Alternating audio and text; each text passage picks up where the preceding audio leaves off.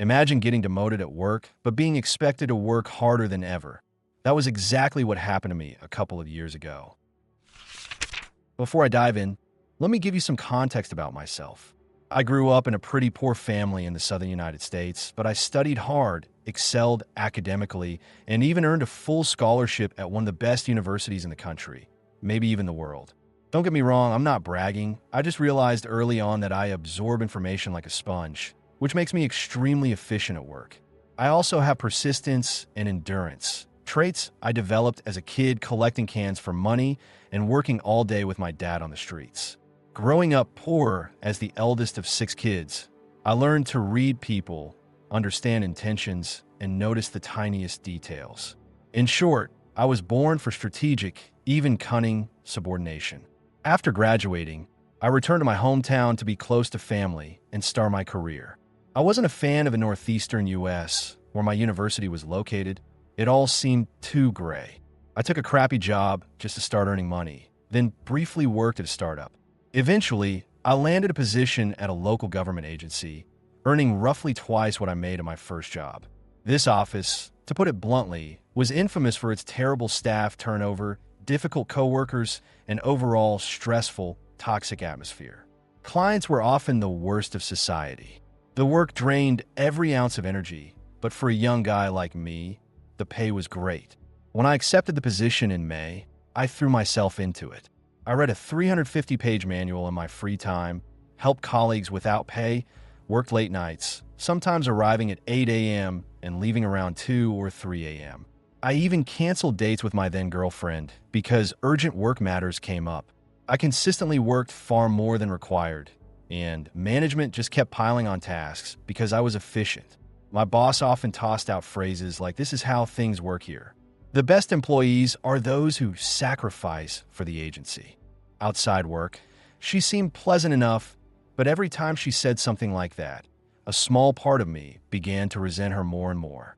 By June, I was already researching escape routes, just in case I decided to follow the path of many of my highly skilled colleagues and leave. I looked into an MBA program that had caught my interest.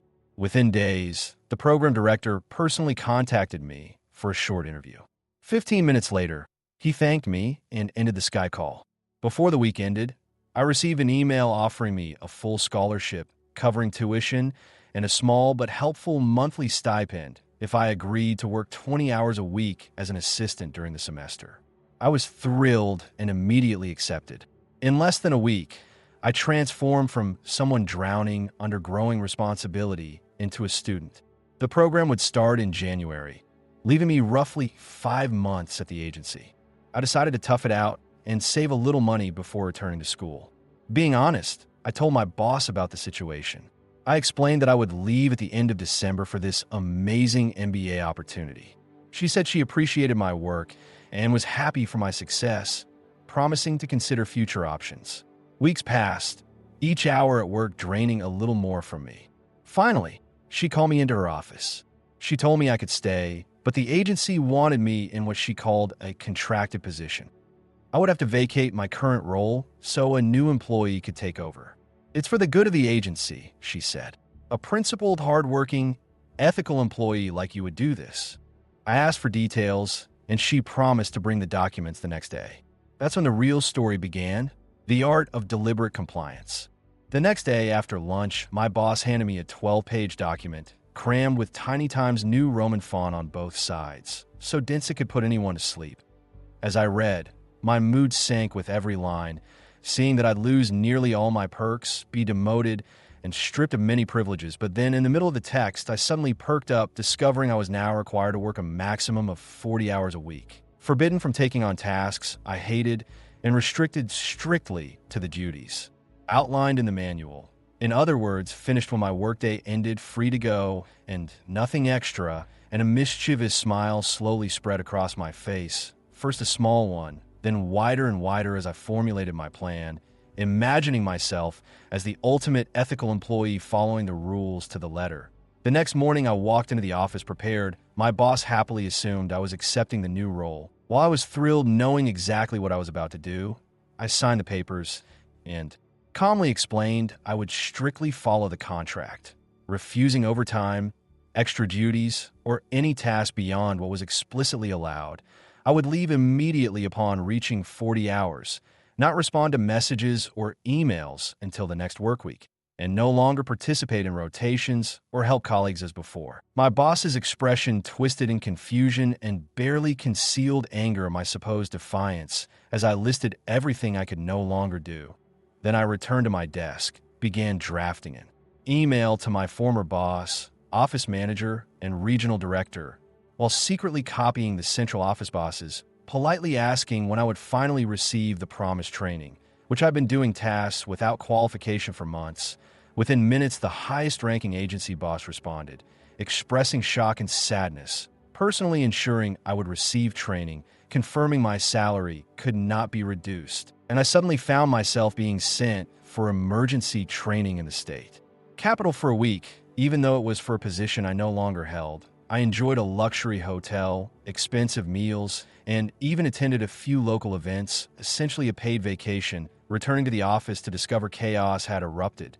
Some colleagues resigned, others were sent for training, and the office struggled to cope, yet I only needed 20 hours a week to complete my contractual tasks. Spending remaining time leisurely, browsing the internet, watching YouTube, even leaving early midweek, transforming my nightmare into a balanced life, enjoying time with my girlfriend, hobbies, and even using accrued overtime to pay for a Caribbean cruise in November. My former boss quietly wished me a good trip. I joked I couldn't promise anything, fully relishing the freedom, reflecting on life, work, and what I wanted, returning to the office. I informed my boss I needed to leave 2 weeks early due to MBA transition complications. She acknowledged with weary gratitude. And that's how I turned a demotion into a paid vacation. Almost 4 months of easy work. Leveraged her words against her to become the model ethical employee, caused controlled chaos in the office, while upper management scrambled, eventually leading to multiple management changes. I completed my MBA with a perfect GPA, and now I'm interviewing for a new position. That will nearly double my income again. All right, moving on to the next story. My friend had been using me for years, relying on me to bail him out, but his lies collapsed at the worst possible moment for him. I should note that I'm not trying to make my actions look smart or morally right. This is a story where I screwed up badly and did a lot of stupid things, so don't expect a tale with a clearly good guy pulling off something epic, even though stories like this are often told that way. I'm 26 years old. A few years ago, I worked at a small business focused on network administration and client tech support. When I say small, I mean really small. At one point, the company was just me, my boss, and his sister, who handled the accounting. The company's biggest contract was with a local charter school to manage all its tech infrastructure. The work was so extensive that we basically moved the office into a modular space on the school grounds. Over time, 2 more people joined the business, and one of them became the main character in this story. I won't say his full name, but everyone called him Edge, so we'll go with that. I was pretty close with my coworkers and the boss. In such a small business, it was impossible not to be. We even met weekly to play Dungeons and Dragons. Edge and I clicked particularly well. He would message me outside of work, and we started considering each other friends. Edge really had problems while we worked together. The boss would push him about acting a little weird around the teachers at the school, and at one point, he was dating one of them, which caused a lot of awkward situations. That teacher was one of roughly 6 girls Edge had been with during the time I knew him. None of these relationships lasted longer than 2 months. It was a real carousel. At the time, I considered it none of my business. I was in a long-distance relationship, and how he treated women was the first red flag I ignored. I didn't yet understand how bad things were. The worst thing I knew about him then was his serious drinking problem. During that period, Edge started asking for money. My own finances were tight. Due to a disability, I could work only limited hours and barely made ends meet. But sometimes he would call, asking for $50 or $100, swearing he'd pay it back in a week, which almost never happened. He insisted it was urgent and persuaded me to help. I'm not against helping a friend with money problems, but he asked so often that it began to seriously threaten my ability to pay rent. Normally, I wouldn't even keep track, but sometimes I physically couldn't help if he didn't return the money by the day rent was due. And he always swore he'd have it back by then and failed. It got to the point where I started tracking his debt in my phone notes, and at worst, it reached $2,000. He also relied on me after losing his license due to repeated DUI offenses. At one point, he got into a huge fight with his father and left home for a couple of months, and I housed him until he could reconcile. He constantly complained about his terrible father, saying it didn't matter whether he was alive or dead, that he blew up over trivial things. I was happy to help, thinking I was supporting a friend in a tough time. Even good people sometimes need help. I mention this because it's important. Later, it turned out he lied about many things to get money and favors from me. Eventually, we both left that tech support job. He got fired for not showing up for a week, having already tested the boss's patience, and I resigned a couple months later for mental health reasons I won't go into here. Edge and I stayed in touch mainly because he kept calling me. It wasn't entirely one-sided. Sometimes he did things for me too. A few times, he organized nature trips where we cooked complicated meals over coals, all at his expense. As someone who rarely went anywhere, I really appreciated it. At this point, you might think the story would take a different turn, but soon you'll change your mind because this is where the real destruction of our friendship begins. One day, I got a call from the local jail. Edge had been arrested, using his one allowed call to reach me. I found out he was there for domestic violence against his then-girlfriend, who soon became his ex. According to him, it was roughly like this: she started it, and he just hit harder, only with more words. He insisted he did nothing wrong. I didn't know what to believe. I had never seen Edge aggressive, and his ex had a reputation based on the scraps of info I knew, so I believed him. He was jailed for a couple of months, but got out and quickly contacted me again. Eventually, Edge met another friend of mine. Let's call her Belle. I had known her longer than Edge. We hadn't dated long, but after nothing worked out, we became inseparable friends. She was a serious bookworm, struggling with self-esteem, and one of the kindest people I know. We broke up just because we were sexually incompatible. Her libido was way higher than mine, but we got along perfectly as friends. So Belle met Edge, and they almost immediately started dating. Edge had many girlfriends while I knew him, but I always heard only his side of the story. This time was different because my best friend was involved, and I also heard her side. Less than a week into the relationship, Belle called me, asking to pick her up because she was stuck at Edge's house without transport and feared for her safety. I sped over to take her home and hear what happened. She said Edge got drunk, and what started as playful pinning on the bed crossed a line. She told him to stop, and he didn't.